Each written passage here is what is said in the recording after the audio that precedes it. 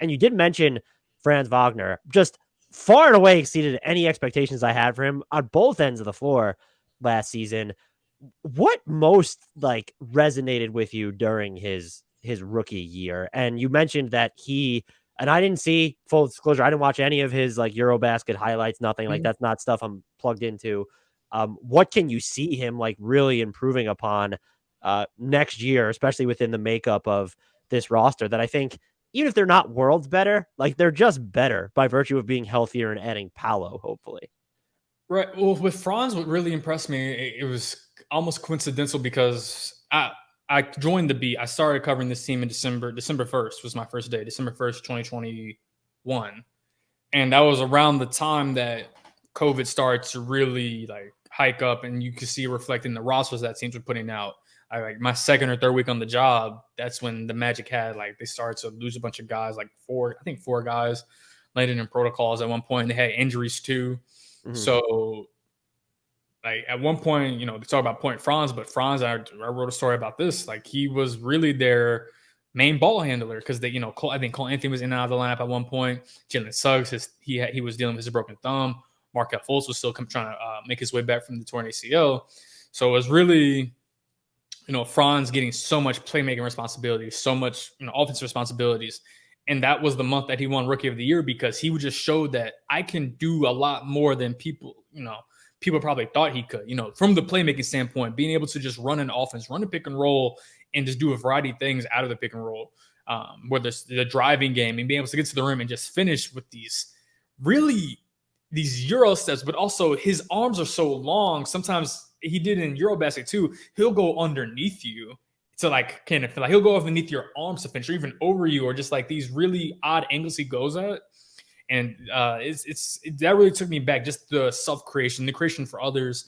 I think when Franz was drafted, there was the stigma of 3-and-D role player who can just fill in the gaps, and he can do those things. But there is a much higher ceiling for him because of what he can do on his own in terms of his own creation for himself and for others.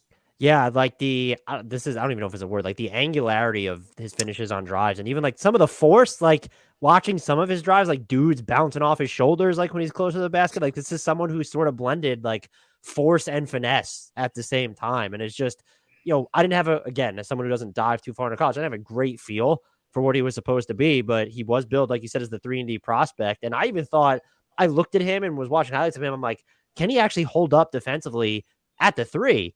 And like, I think, the Magic and how they're built, like, yeah, sure, that maybe helped him a little bit, but like he did just fine there too. So I don't even know I don't like to talk necessarily about player ceilings, but I don't even know what his is because he's just so much more of a comprehensive player than I was ever led to imagine leading into last year.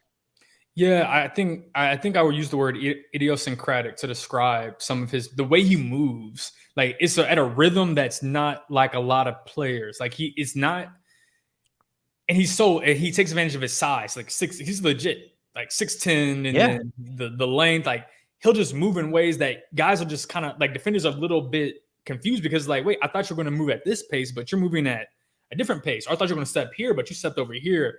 It's savvy. He's very savvy in that sense. And I know you said you don't really touch on the Eurobasket, but what I really started to notice, and even other people around the league I spoke with noticed, the pull-up shooting was really starting to come around. And I could tell at the end of the season, he was working on that, in shoot arounds and practice, like the deeper shooting, but also on pull-ups. And at one point, he was knocking down like 50% of his pull-up threes. It's not going to be that in the NBA. But if he can, I think it was 32% on like one attempt per game, or like 1.1 attempt per game as a rookie.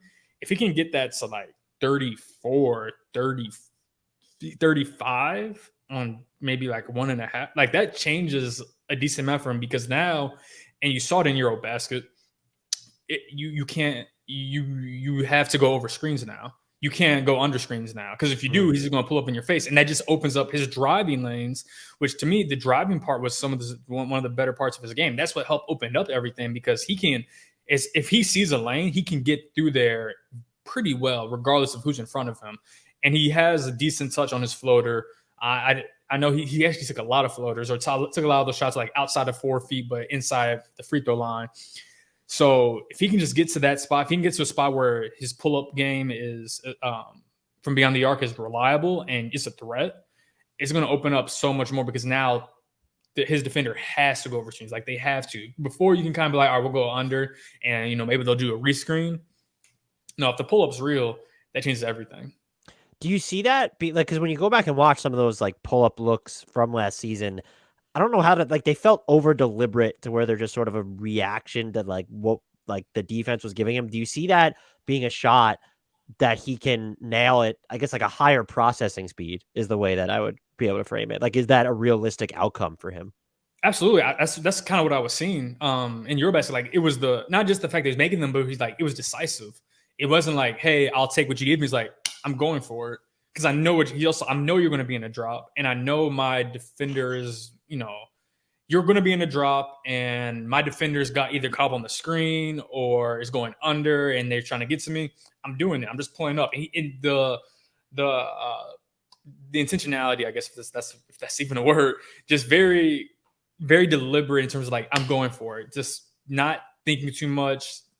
Ball's taking his time. Like that's I guess catching, like playing at his own pace, but just going for it. And that's the big thing. Not being hesitant is what I saw during the summer. So that's something I'm going to be watching from him, just seeing how much does he go for that. You know, can he get, if he can get that percentage a little higher from low 30s, because he shot 35% from three for the season. His catch and shoot, you know, when he was open as a catch and shoot guy, or even from the corners, is pretty good.